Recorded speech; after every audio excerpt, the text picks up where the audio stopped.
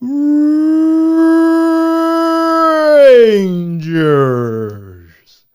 What does it do? I am Travanti, bringing a few things to you. I didn't mean for that to rhyme, but it did, and so that's how it's gonna be. Okay, someone downstairs is dying, but I have a phoenix down over here. I will administer when this stream ends, and this stream will be relatively brief. I just have a couple of things to run by the community. Okay, and we're gonna begin with let's just start with a little bit of fun. Some bullshit, if you will. Okay? I'm Travanti. To those who are uninitiated, okay, and welcome. We build this stream one human being at a time. We built this channel one human being at a time. Brick by brick, we build. Without any further ado, we're going to go to the picture in picture.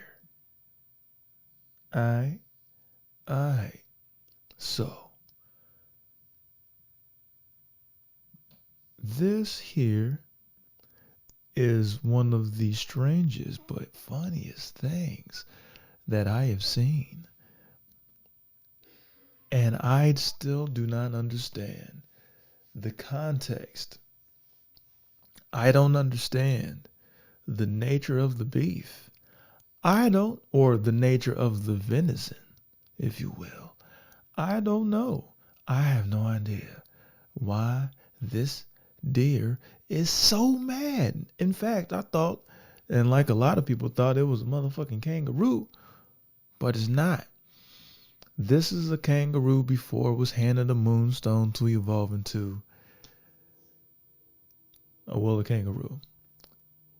Its non-evolved form, I guess, is a deer, which is a kangaroo that can't kickbox, apparently. Anyhow, without any further ado, we're going to hit play. Check this shit out.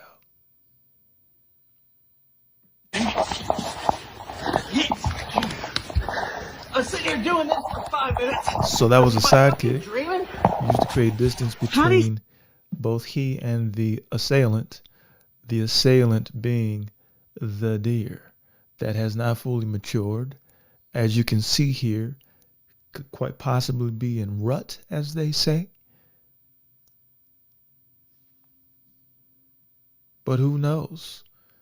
Maybe this guy slapped the fitted cap off the top of the deer's head in front of his girlfriend, and he was embarrassed. And so he had to get his get back. How'd you see?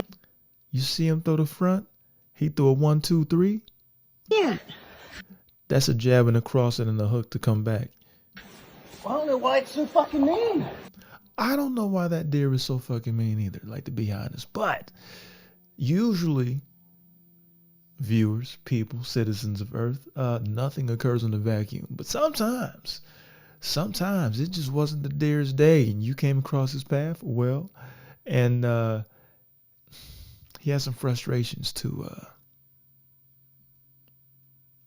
work out on your face with his hooves. The buck? Now, this deer had time to think about it, too. Cool down. Did this deer cool down? Hell no. He ain't done. Stop, motherfucker.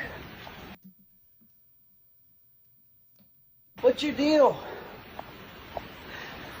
Now he's trying to have a pure mediation moment. Hopefully talk the deer down.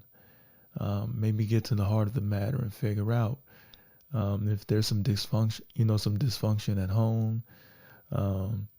Maybe it's marital issues. Maybe like this deer is frustrated, can't get through to the children.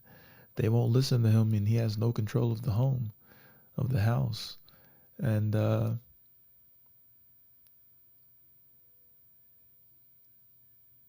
Maybe this deer got punked at a bar and had to take it out on someone else. So I mean, it's all kinds of things that could have happened to have led to this.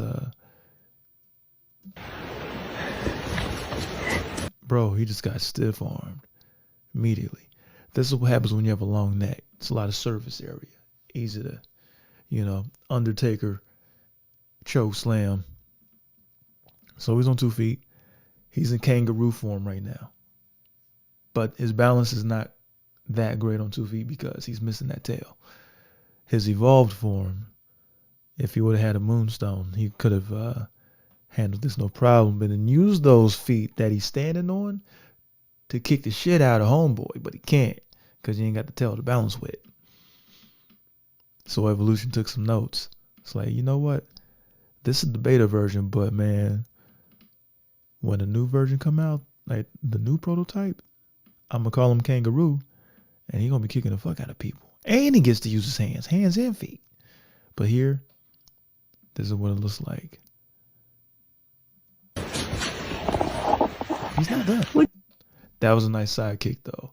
That was no chamber, very little telegraph, very little tail, and it was a sidekick to the chest. Did you just look out your window?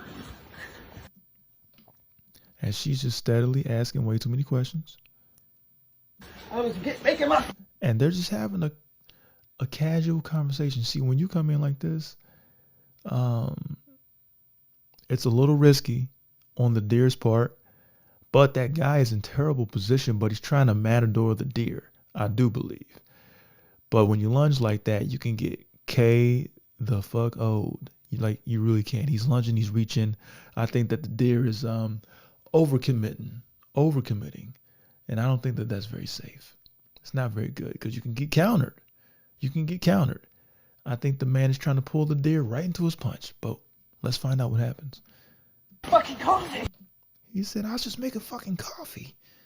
That's how it all starts. Like, imagine this dude is having to fight a whole deer before he can even get a sip of his Folgers, which is getting cold, by the way. Wasting time, dear. Stop, dear. Hold it by the collar.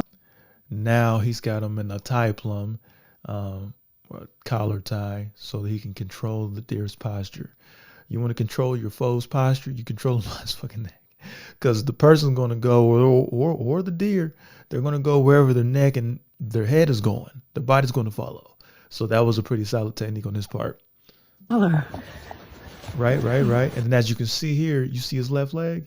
He's going to use that to try to seize some control of this out of control deer, the deer's body. So he's going to take this leg and he's going to wrap it around.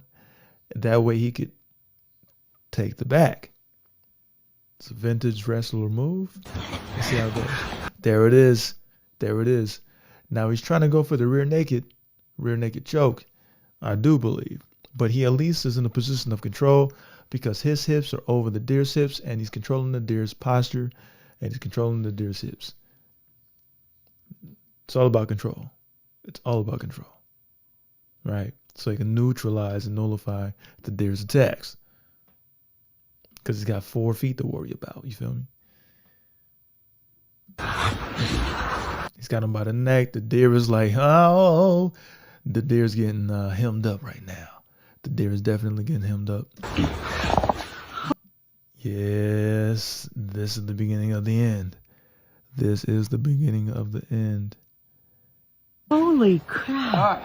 And she's just so casual. Like the guy's trying to focus. In an epic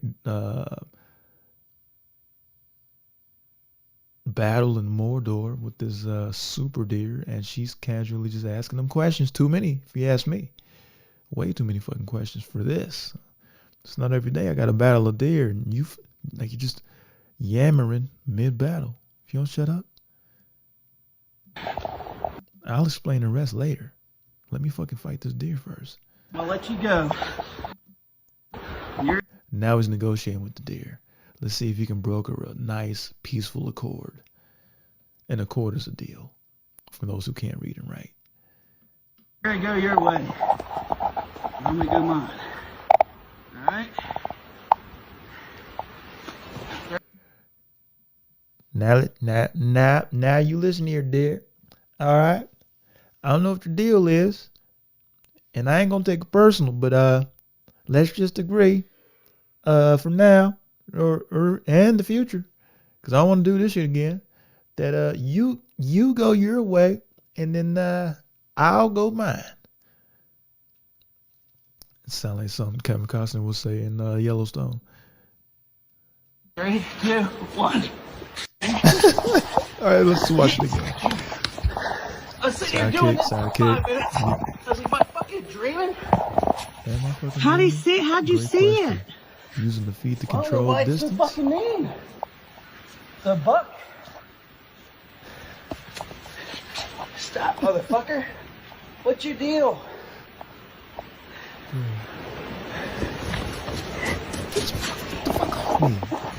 Would you just look out your window? I was making my fucking coffee. Stop here. Hold it by the collar. Stop. God. Got yoinked. Holy crap. Alright. I'm gonna let you go. You're gonna go your way. Alright. I'm gonna go mine. He said, alright. Alright? I'm fucking ass when we go. 3, 2, 1. Man. Alright. I just wanted to start with that because that was tremendous. I laughed so hard. I definitely rewatched that so many times. That deserves all of the thumbs up in the universe. Shout out to Seguro Off-Road. I don't know if that's you or what, but thank you for the upload. Thank you for the, that was a great way to start the day. Okay. All right. On to the next bit. All right. And I had to start it on a positive note, quite simply because, well, I don't know how to tell you guys this, but it is with a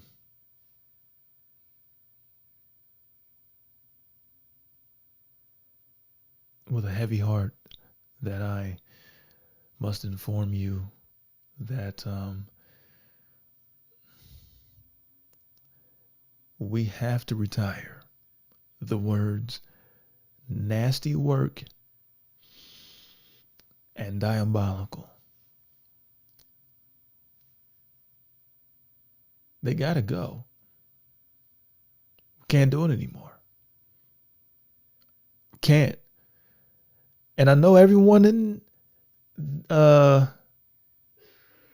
this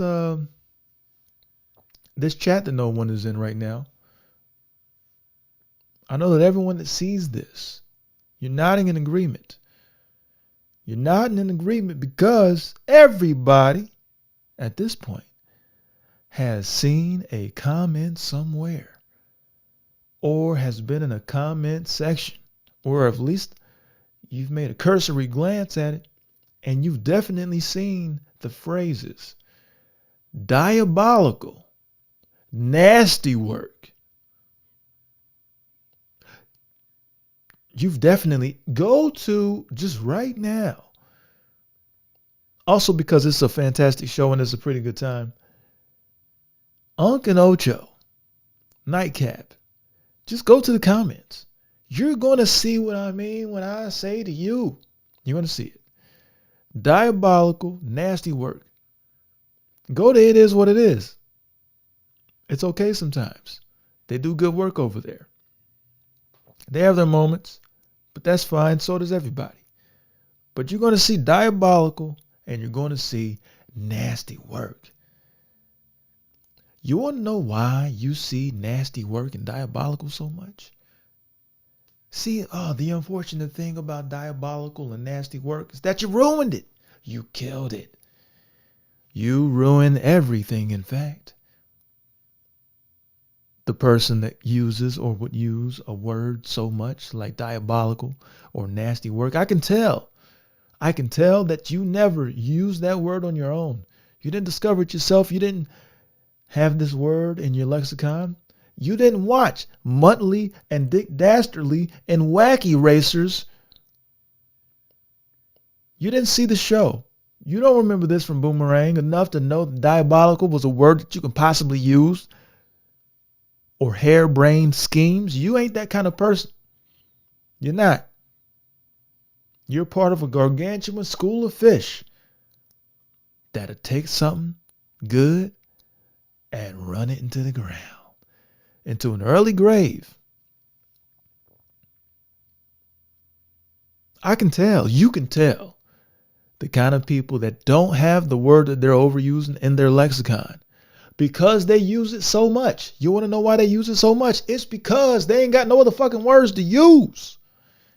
You see how that shit works? Do you see how it works?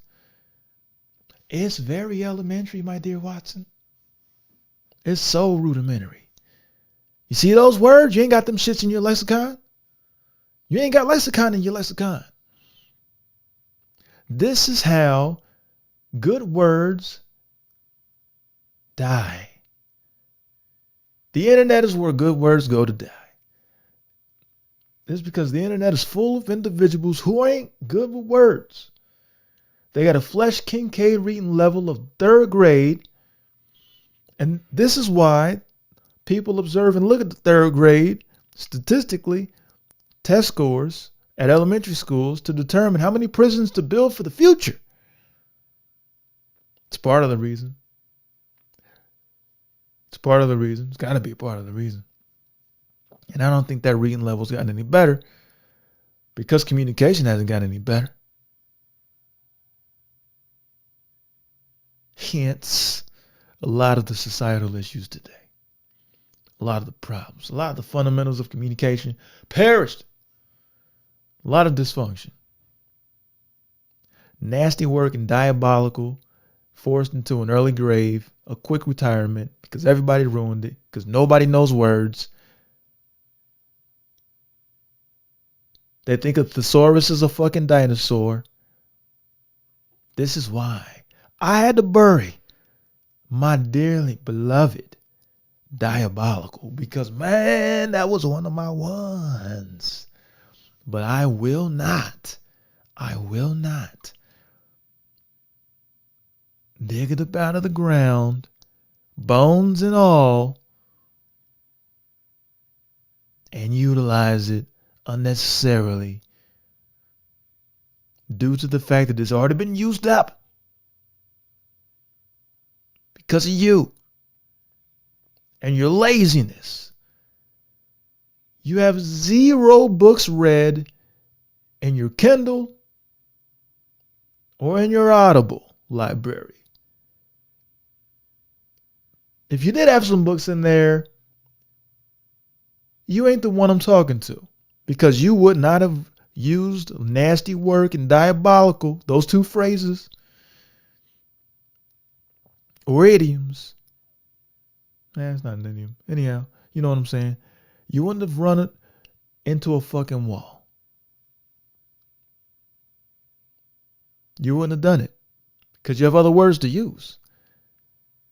But when you only got one thing, if you only got one hoodie, if you only got one pair of jeans, you're going to wear them shits out. You're going to wear them to death. One pair of shoes, same shit. You need variety. That is the only way or the reason that language even has color. Don't you love language? No, I can tell you. I can tell you don't. I can tell you don't. I can tell. You can tell. Y'all can tell. That's why you're not in agreement. Like, man, this man cooking. Which is probably another word we're going to have to kill. Probably, yeah. And that was used to describe the actual act of cooking shit. But now I think that the phrase cooked is cooked. Damn.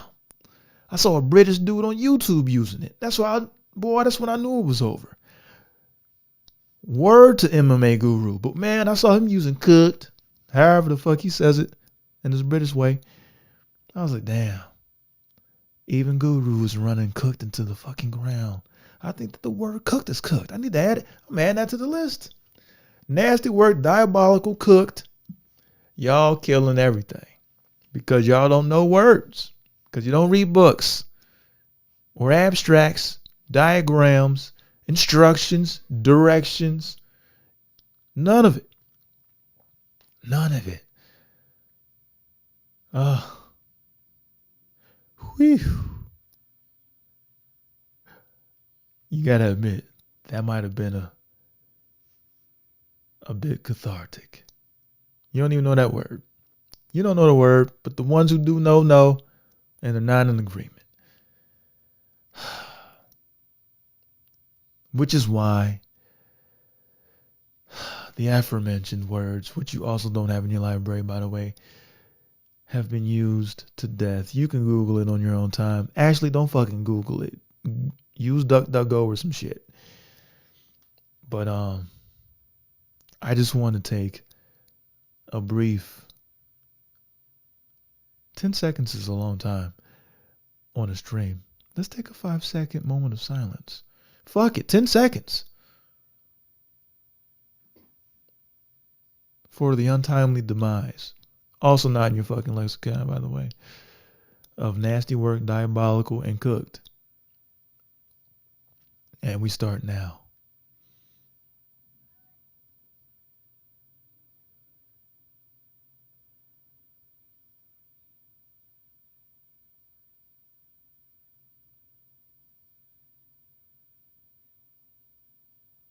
Thank you.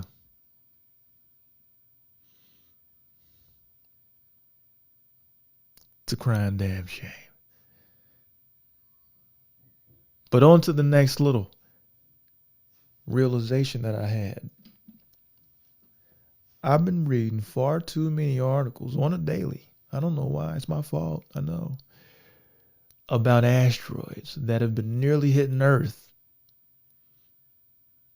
Because I realized that this has never not been the case.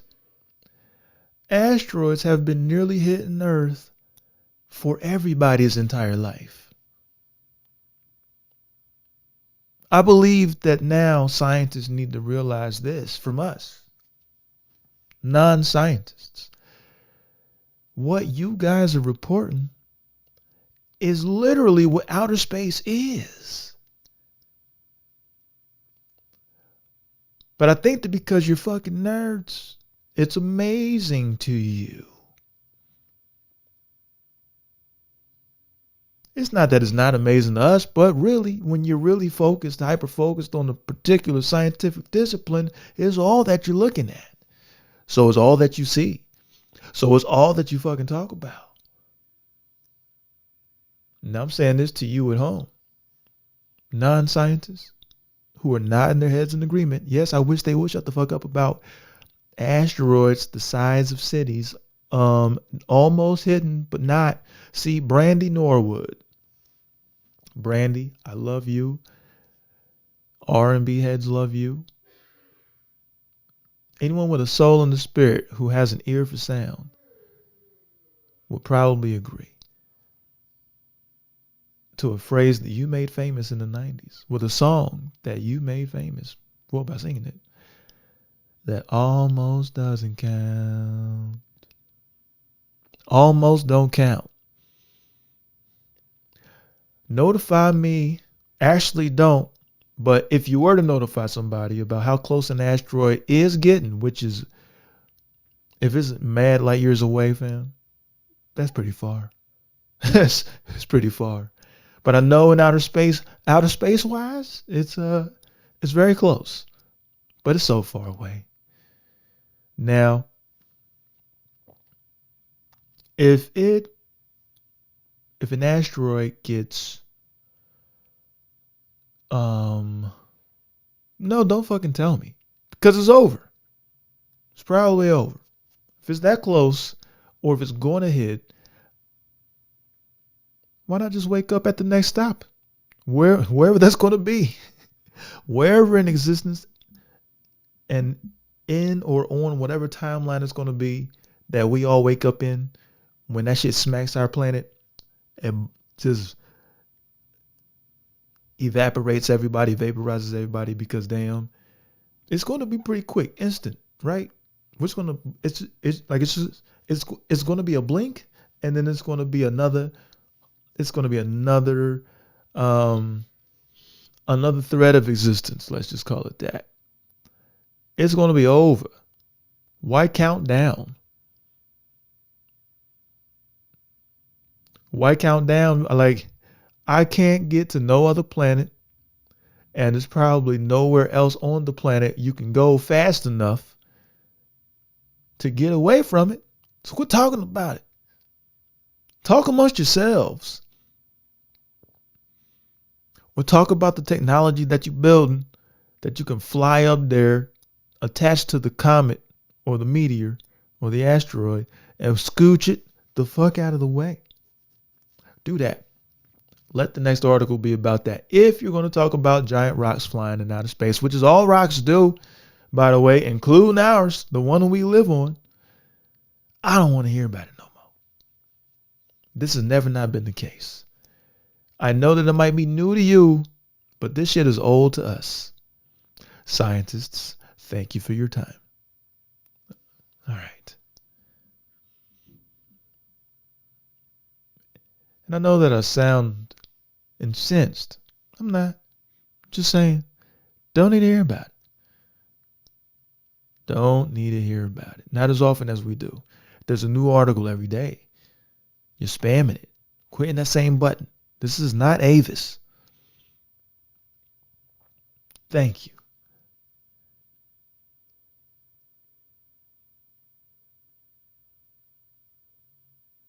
Here's another thing that popped into my mind. All right. People talk about what they ain't got. Instead of being grateful for what they do, for one, they talk about what they need. And they act like they don't know. They act like they don't know how to get it. Keyword get. And I'm going to get to that here in a minute. But here's the thing. Everything that we need is not only everywhere, but it's also all in here. You ain't got to go really nowhere to get what you really need to get what you need to get.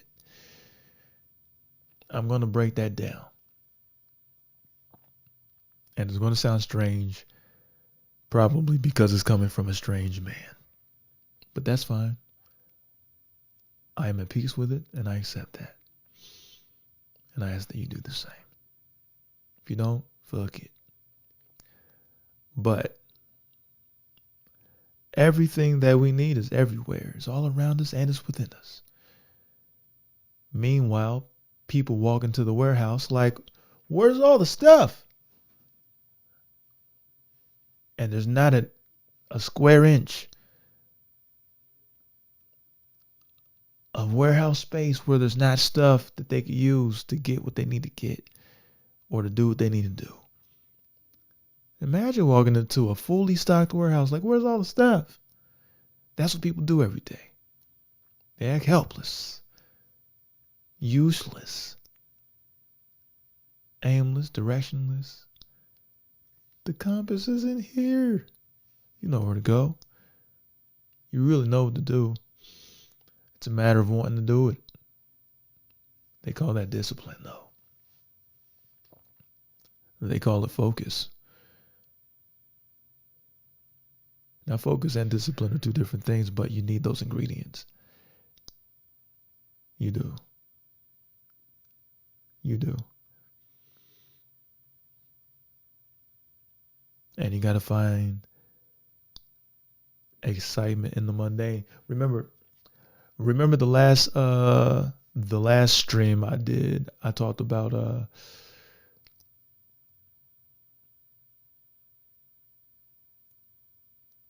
the mundane. You got to embrace that. You have to embrace that. The monotony. That's where discipline comes from. I ain't gonna lie. Creativity comes from what people call boredom. You got to still the waters so that you can see the ideas beneath.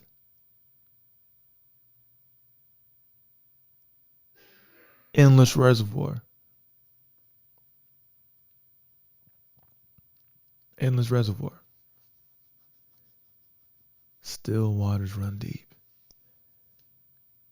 I heard this phrase. I think Shannon said it. Sharp.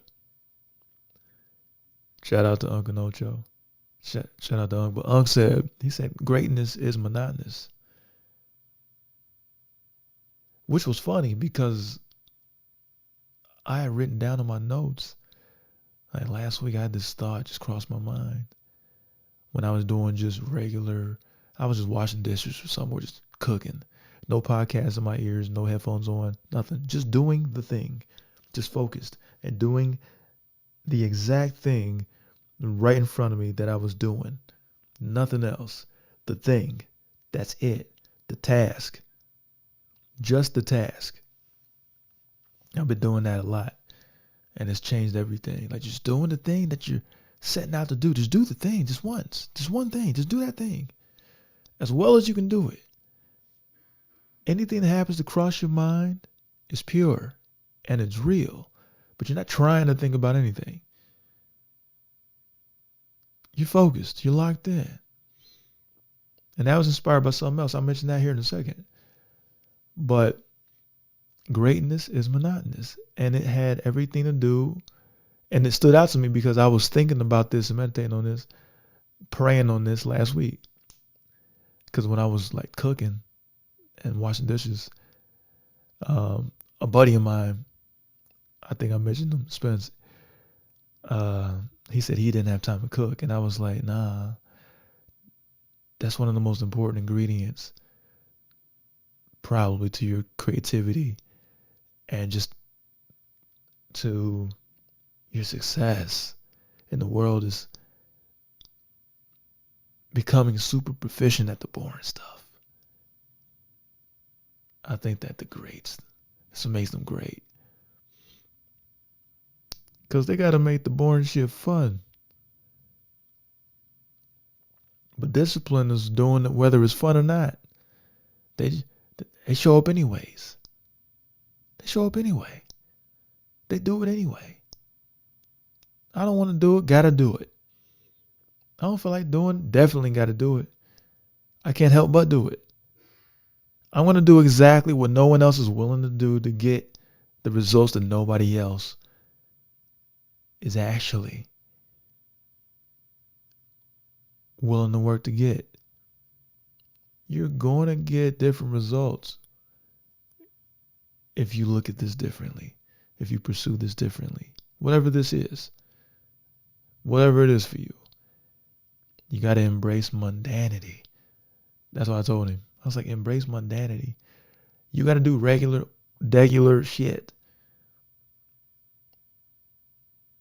so that you allow your mind to do what it's supposed to do. Go to places you want it to go. You can't force it to do it. You got to do regular shit. You know what I'm saying? Embrace mundanity. So I wrote it out. I wrote it like this. I said, the mundane reminds you of what satisfaction feels like.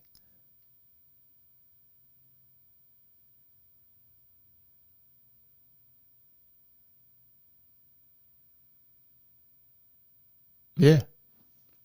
The mundane reminds you of what satisfaction feels like. Because you got to feel the contrast. You got to feel the contrast. Can't all be the same all the time. That's where those ideas come in. That's where the creativity comes in. Like, all right, I'm in the moment. And because I'm in the moment, I allow my spirit and my mind to go to places where I could imagine going. That's called imagination. And people are severely lacking in that, right? Because they're never there. They're never where they're supposed to be. They're never right where their feet are. They're never where they're at. Trying to think of stuff, trying to be productive, trying to do this, trying to do that. Clouds everything. They can't hear themselves. They cannot hear themselves like their true selves. And because of that, I mean, it gets really difficult to have clarity and to figure out what the hell to do. And they're trying so hard to figure it out. Like, get out of your way first. Just do some regular shit. Cut the grass. Do this, do that. There's plenty of times.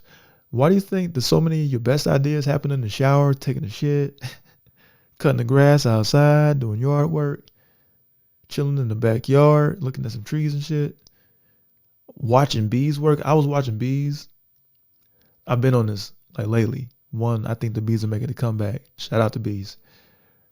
And I was just watching like just bees just locked in, so focused. And I was just like taking inspiration. I'm like, look, see, this is what I mean. This is everything that you need is everywhere. Your answers are all over the place and within. And I was just watching the bees work, just put in work. They weren't paying me. No, never mind. I was watching them go from flower to flower, this, that, and the third, just working diligently, not worried about me at all. And I knew that they knew that I was there. I knew that they knew that I was there, but just watching. And then I look up. As I'm watching the bees, I'm being watched by what? A hawk, no less. This happened the other day. Just sitting there chilling. We had a moment. That hawk and I. You never know who's watching. You never know what's watching. Everyone's taking lessons and gathering data and intel from everything. If they're utilizing those moments to make the best or the most of those moments, you know what I'm saying? So I was sitting there watching the bees put in work, locked in, completely focused, doing what you could extrapolate as mundane, but it was the task. Just doing the task, just doing the job, getting it done. But it was for a much better, it was bigger than the bee. It was for like, you know, in order for the whole thing to come into play, like the whole picture, when you zoom out, it was like that bee was a part of a much bigger whole. And in order for it all to happen, it had to do its part. It had to at least do the task.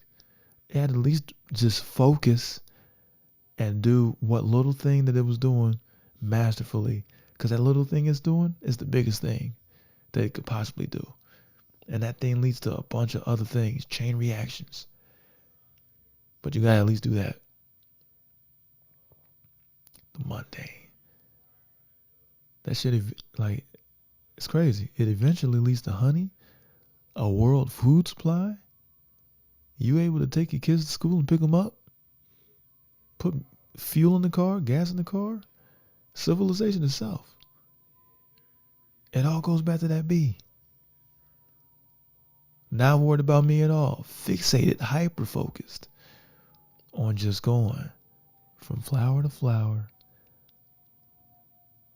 doing his thing for the good of the colony, the hive, pollinating shit, and moving around. That's it. Communicating with his brothers and sisters, and just doing his fucking job. That's it. That's it.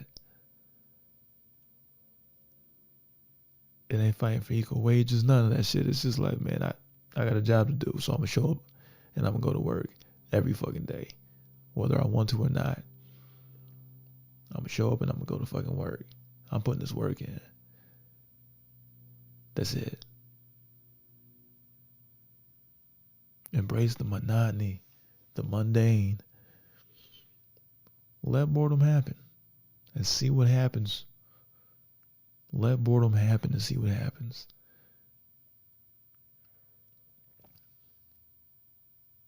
That would happen to help you make it happen. I'm telling you, watch. So, to that end, let's see what I put in my notes. I put make and create, get money and create money. All right. So people are talking about getting shit all the time, right? Getting money. definitely do so. But I thought about what it means in a previous stream. I think the previous stream, I talked about casting the right spells. Casting the right spells. These words that we speak, they have magical properties of light and dark. So be careful. Be careful of the spells that you cast. They will literally create your reality. They can change everything in an instant. One phone call, one statement. To the eyes that observe and the ears that listen, and the world that interprets, can change everything. Everything. Just words. That's why I thought about the word make and the word create, and then the context in which they are used, like make money, create. And I was like, if you can get money, you can create it, because it's really a figment of our imagination anyways. Currency, we made up. Time, we made it up. We made it. Make, which means we created it. So if you want money, create it. Make it. What do I mean by this?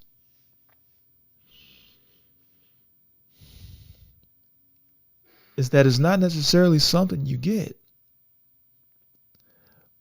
but you getting it is an outcome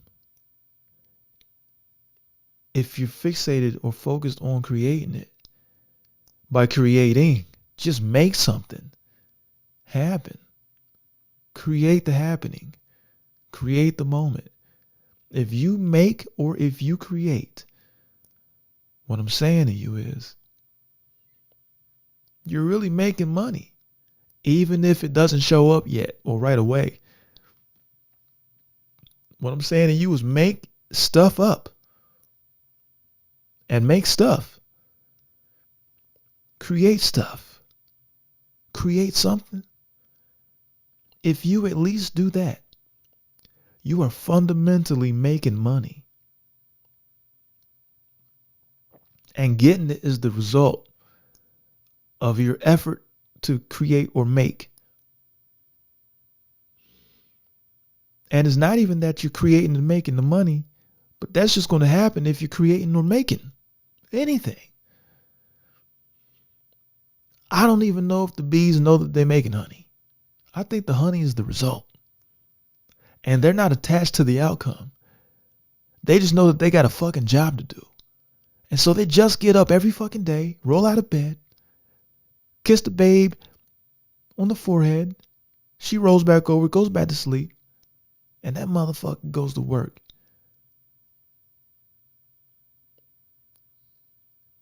And embraces the monotony. But that's discipline. Whether that bee wants to or not that day, that motherfucker's on them flowers, going crazy, putting his life at risk, putting it all on the line. All on the line. And I don't know if it's like, yo, man, let's get that honey. Like we're like, yo, let's get this money. But it doesn't stop that motherfucking bee from getting to it. It be bee versus spatula sometimes. Or swatter. Or newspaper sometimes. It's tough. It's rough out there. Magnetic waves is knocking them out the air. Like bees have been drunk and stumbling around for as long as I can remember now. But I think they're starting to make a comeback because they're looking good and healthy where I'm at. But back to it. That bee's just showing up and just making stuff. It's just making shit happen. Just the task. If it's just the task, then you can definitely just focus. Not thinking about how to do and what to do. Nah. The bee knows what it's supposed to do. It's already in that bee. That bee ain't got to figure out how to be. That bee just be how it be. You know what I'm saying? It ain't overthinking is what I'm saying. It ain't thinking about thoughts. It ain't thinking about what to think.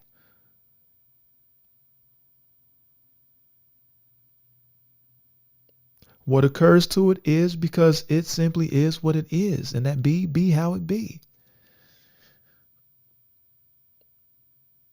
It didn't have to go to school to learn how to be a fucking bee. Not at all. Not at all.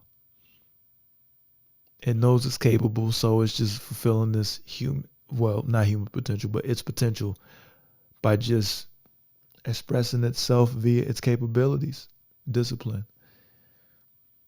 It only knows one speed, full speed. That's it. That's it. I know you're nodding your head in agreement. That's it. That's it. If you can just do that, cast the right spells, understand that greatness is monotonous, boring, it's mundane, then you can do spectacular things that other people will surely appreciate. And you ain't doing it for them. You're doing it for you, for them. Everyone stands to benefit. This world is a better place because everyone is fulfilling their purpose, whatever it might be. On purpose. They're fulfilling their purpose on purpose. With purpose. Move with purpose. The answers are all around you. I'm staring at bees on flowers like a maniac because I realize, at least, if nothing else, that the answers are everywhere. And I am my very own answer to any and all of my problems. And so are you. And if that's the case, then so are we. And if that's the case, then this is all about us. And that's what community is. And that's what's powerful about community. And that is why in this place, in this world, in this country at least, it's a struggle, because one of the main ingredients to greatness, community, seems to be absent. And so are its leaders. So are the people around that try to remind these other generations that, hey man, the fundamentals, cast the right spells, give a shit about the right things. Who gives a flying fuck about the wrong things? And let the main thing be the main thing. Let the main thing be the main thing.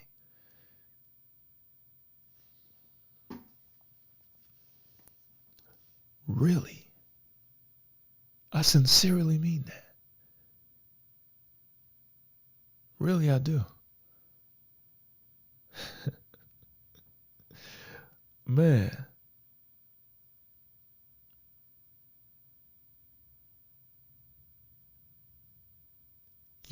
You want money? I know you need it. We need it. You want it? Make it. Yeah, I know.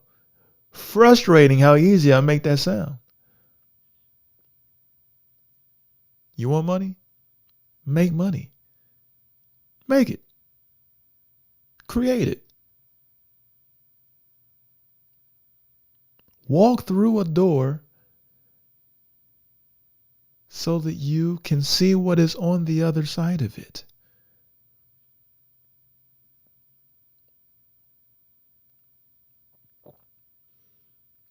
People think the fear is on the other side of it.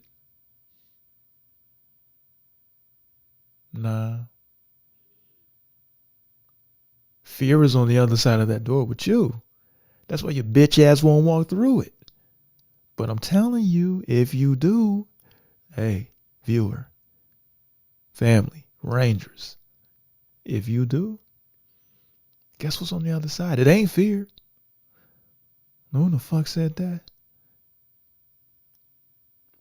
Is everything that you imagine and more. Because I'm telling you, you think you got a plan and you think you know what you want. And then the Most High always gives you what you need, man. When you release, I mean, it's just the fundamentals, man. If you can at least not be a pussy, if you can at least not be a pussy, walk through that one door, you will see that there is an infinitude. I'm making words up now. But so does everybody else. That's why there's a dictionary. You don't think motherfuckers made them words?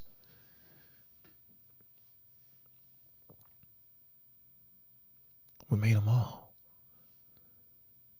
But if you walk through that door, there is an infinitude of other motherfucking doors. And then guess what? It's through the other door. After you walk through that door, it's an infinitude of other doors. It ain't nothing but doors. So just walk. You gotta move. Inertia, momentum. You know what momentum takes? Motion. You can't get shit sitting still. You ain't no Venus flytrap. Leave that to it. You got to get moving. Because I'm saying this shit to myself. Got to move. Even when you're sitting still, you got to be in motion.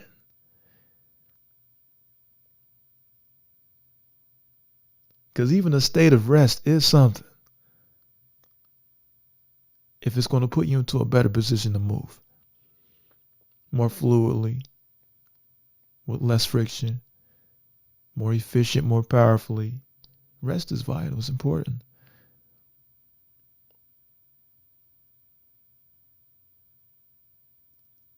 But sleep is recreational. Rest, vital. Get all of your Z's.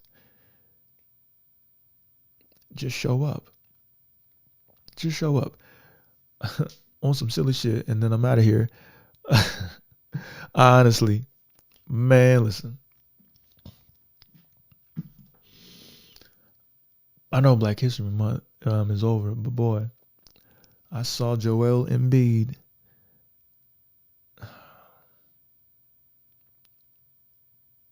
My brother Chuck sent me a clip. Oh my gosh. It was comedy. Joel Embiid, this man, he doesn't play as it is. And he was in the game. Dude was in the corner with the ball. Joel Embiid, he's like, all right, this is my cue to pretend to do athletics. He runs, he jumps for no reason. I don't even think the play was really even going on. Dude was just standing there with the ball, whistle blown. Here goes Embiid flying into the stands. And it was the perfect event horizon by which to defend or create or continue the narrative that he's got a bum knee and he's having trouble recovering it, and therefore he can legitimately justify his absence from the hardwood, the basketball court pause. And so he flies out of bounds like my brother Chuck said, like he's diving into a pile of leaves. As a 6-year-old in the fall, I remember them days, good time. And I was like, man, we was having a conversation. I was like, man, you know what? I think Embiid and Paul George done set black people back by 1,000 years. They ain't never about to pay niggas again, man. They ain't about to ever pay them again. Oh, man. We done went through so much. Kunta, Kizzy. Oh, man. Roots. Suffrage. Selma. Montgomery. Come on, man. These dudes are the evolved form of people who... Sorry, something's not right.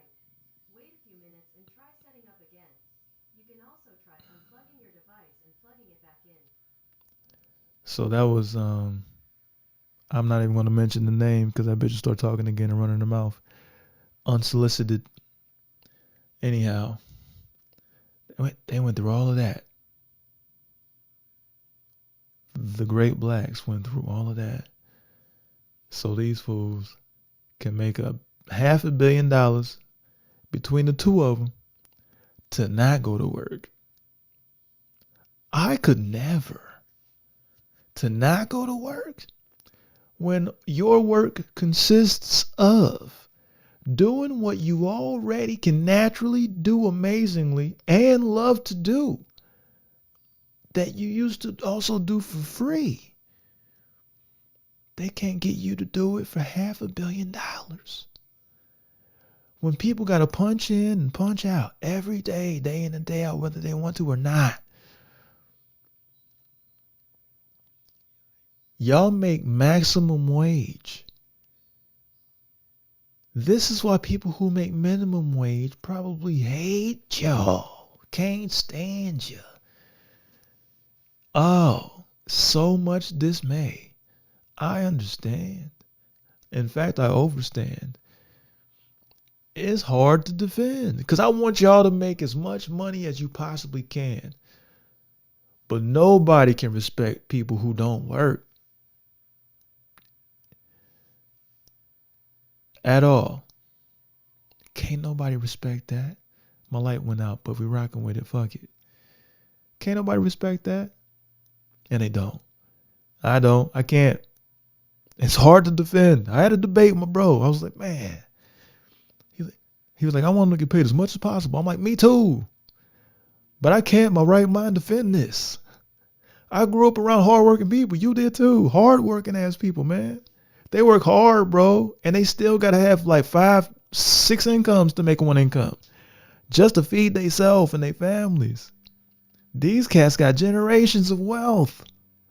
And don't show up to do the job that's easy for them to do. That they get paid $500 million to do. They don't even show up to work on those days. And they only got to work for 82 of them. 82. You got to practice, of course, but that's just training. You're supposed to do that shit anyways. You got to be in shape to do the job. But the actual job, you only got to show up 82 times. Some people work 9 days a week, and it's only a 7-day week. Some of them work doubles. They got 2 and 3 and 4 jobs. They punch in, they punch out. Then they got to get home and punch in and punch out some more before they got to punch in and punch out again after that. Hella streams of income, passive income, all kinds of streams. Meanwhile, if you combine, I don't know how many games Paul George has played this year, but let's just have fun with no facts right now. Let's see, Embiid like 38 games. Let's say George 39 games. So 77 games between two of them. You can't even get a whole season out of two of them combined, and they make $500 million. Roughly. You can leave what the actual numbers and facts are and statistics in the in Snopes.com in the comments below. But we're doing this for shits and giggles at this point. I'm just making a larger point that maybe there's a certain threshold that athletics, professional athletics meets where, except for in soccer, because I don't know, their physical well-being and their life is threatened by some of those ravenous clubs that they have over there. So that's how you can make $600 million and you show up and you fucking play the sport. But I think that's baseball as well. But of course, baseball, I mean, it's not that it's easy, but you can be a fat pitcher or a fat first baseman. Let's just say that. You can get fat and play a sport professionally. It's probably not super involved and intense outside of hand-eye coordination. You know what I'm saying? So, sure, they show up to work. Now, of course, they have to show up like 100 sometimes. That's a lot. That is a shit ton of effort. It's a long time to play sports. So, shout out to my baseball players. And who in the fuck else? Oh, footy, soccer. internationally. Be that as it may, zeroing back in on it, the NFL, they got to show up 17 times. You know what I mean? And then basketball, NBA, 82 times. What the fuck is y'all's problems? Could y'all show up to work, please? Could you show up to work? Because I'm telling you, the people who work hard as fuck to be able to not be able to afford y'all's ticket prices now, they're only asking for 20. Y'all make maximum wage. The people who make minimum wage is only asking for like $20 compared to your $269 million. Compared to your $249 million or $365 million 5-year extension, Embiid. They only ask for $20 an hour. That means maybe $100 a day, $120 a day. They're barely asking for $700 a week. And they show up every day. Okay, not every day, but every day. They have to show up. So they do, whether they want to or not. Whether they want to or not, dog.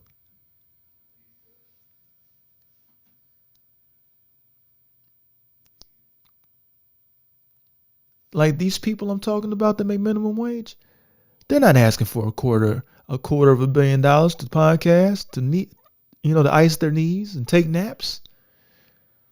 They're asking for like $20, $19.13 an hour. Like that's what they, just a little bit more than $7.49 an hour, which is like the federal national average minimum wage. I could not imagine making that. Couldn't fathom it. I couldn't fathom it. So, fellas, maybe count your blessings, because I'm telling you, you're definitely blessed. Find a fucking way to justify the $250 million that you're asking for and show up. Earn it, please. Would you fucking earn it? And put a lot of that money back into your body, your wellness, your health. Spend $1 million on your fucking body parts and keep it up in tip-top shape, tip-top fucking Magoo, like Brian does. That's the least you can do, is put some of it back, invest it, reinvest it. You got to justify this motherfucking salary, man. Because it seems to be an inverse. Write this term down, y'all. Write this down in your steno pad, your notebooks. It seems to be inversely proportionate. Pay to performance. The moment they get these supermaxes and all this ungodly money, their performance takes a fucking nosedive. Like a kingfish into a pond. Just a straight up nosedive. They never show up the same as they did before they made that money ever fucking again. And that's going to make it harder for anybody to get any money any fucking where. Especially blacks. Black people who make $500 million to play some basketball. Please show up, because you're not just showing up for yourself. You're showing up for your community. You're showing up for people that got to show up for $17 or for $11 an hour. You're showing up for them. They don't want to hear this shit because they can't even afford with that meager not even a salary, that wage, to go to the games. And they still buy the merch. They still contribute to a pot that has grown so big that they're able to pay you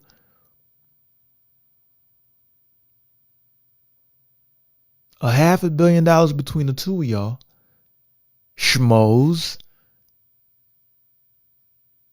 to not show up for them, to at least entertain them. They're paying you to do it. You're squandering their money. Where do you think it comes from? Now,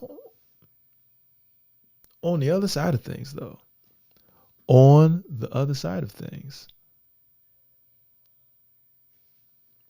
thought about this. This could actually, and then I'm out of here. This could actually be a good thing. I'm trying to find a silver lining in this motherfucker. All right. Could be a good thing. Because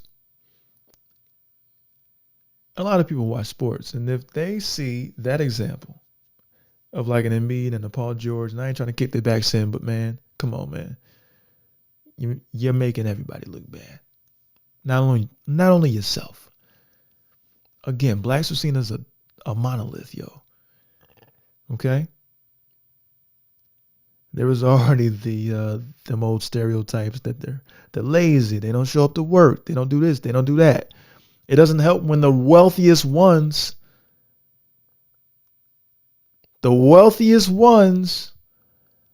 are out here looking goofy as fuck, corny as hell, putting more time and more effort into something that don't even pay them as much as the job that pays them to do far less than what they doing when they podcasting and shit. That takes way more effort than it does for you to dribble this motherfucking ball, catch this hoop, shake this fool out his fucking Adidas. There's wear and tear, sure. But ain't you built for that? I fucking thought so. I thought so. And you got plenty of money to pay for recovery. But guess who got to show up hurt and injured anyways? Not feeling the greatest. Regular ass people. Regular niggas. They do it anyways. You want to know why? They gotta. Have that I gotta attitude. Do it for yourself. Like Ocho said, play for the name on the back of the fucking jersey at least. And that's not only going to benefit you and your family, but it's going to benefit people that you don't even know that are supporting you and your profession and your ability to do what it is that you love to do in a world that comes easy to you. Do it for your community, man. Do it for yourself and do it for your community. Do it for you, for them. Just show up. Just fucking show up. Show up and go to work. Can you do that? You got 250 million reasons why you should.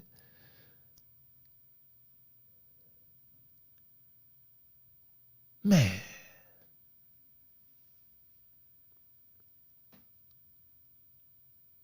One last thing, man. One last thing. And then I'm out of here. Got dinner to cook.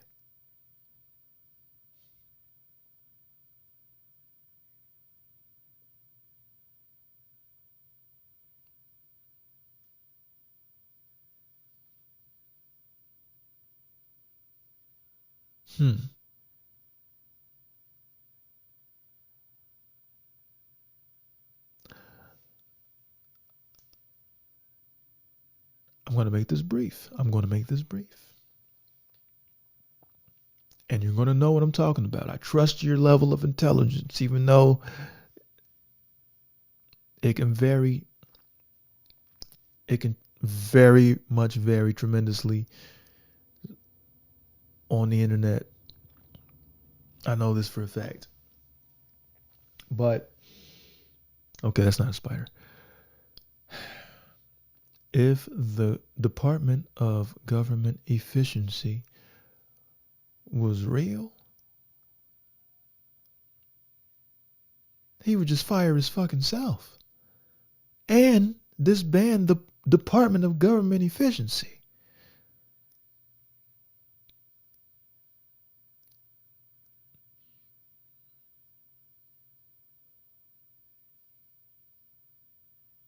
He is human malware.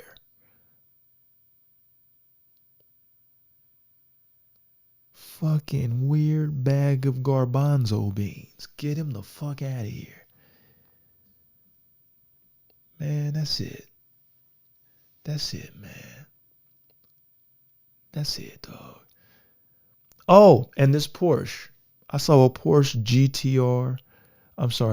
GT3 RS speed pass, and people were honking the horn at it. And it gave me a whole different perspective on things. Here it is, and you might not like it.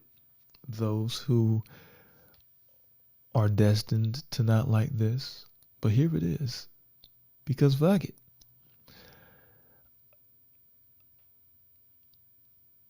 The whole point of that owner of the Porsche GT3 RS was to spend $100,000+ on a Porsche GT3 RS so that he could drive a Porsche GT3 RS the way that a Porsche GT3 RS can be driven.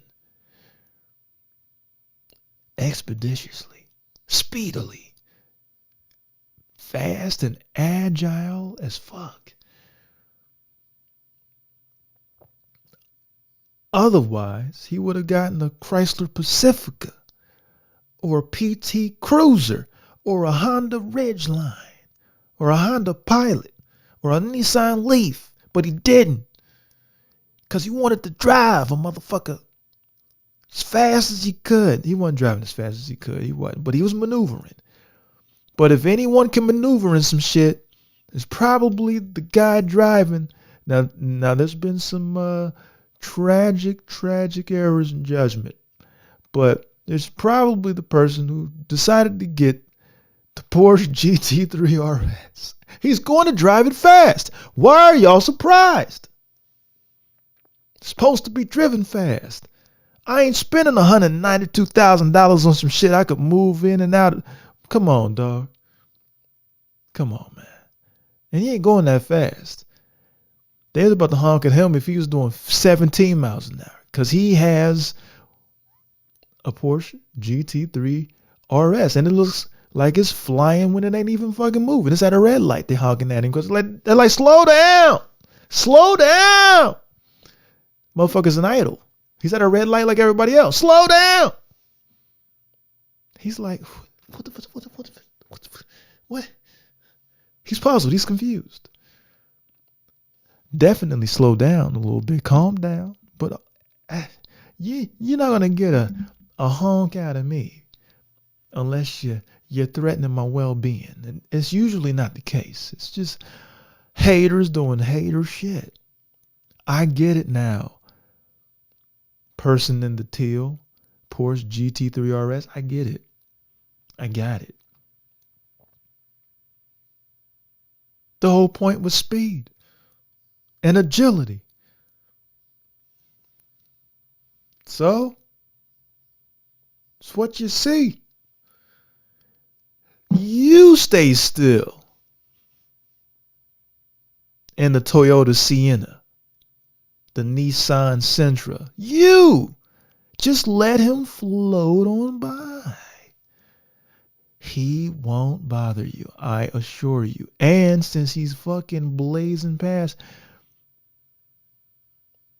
the moment is going to be short-lived.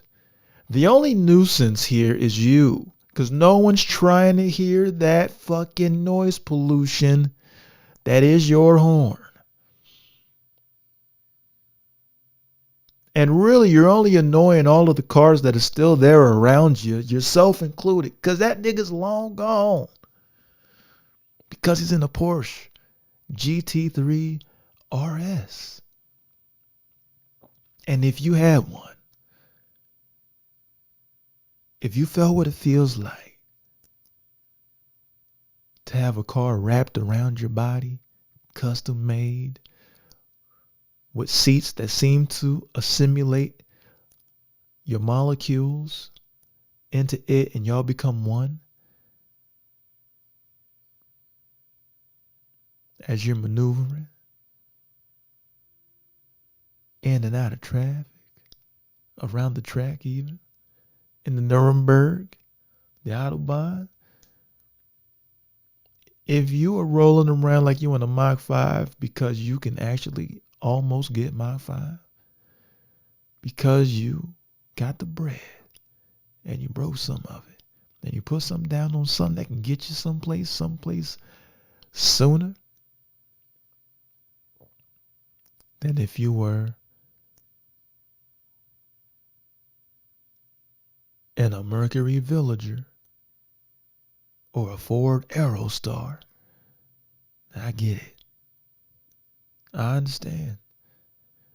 But you won't understand if you ain't felt what it feels like. Fast things gotta go fast, man. It's a lot of fucking cars in California and in Los Angeles, and so that's it, man. There's a baby crying in the background, and on that note, I'll catch y'all on the next one, dog. Much love, peace, prosperity, Star Trek, and live long and prosper and all that good shit. Also, Kung Fu. Oh, Hoyt. Matter of fact, I got Kung Fu tomorrow night. Shout out to Sifu and my Kung Fu family. Wing Chun. And I'll see y'all on the next one, alright? This was a fun and nonsensical time. Hopefully there was something in there for somebody. And if not, I'll come harder next time. Much love. Love y'all. Stream concluded.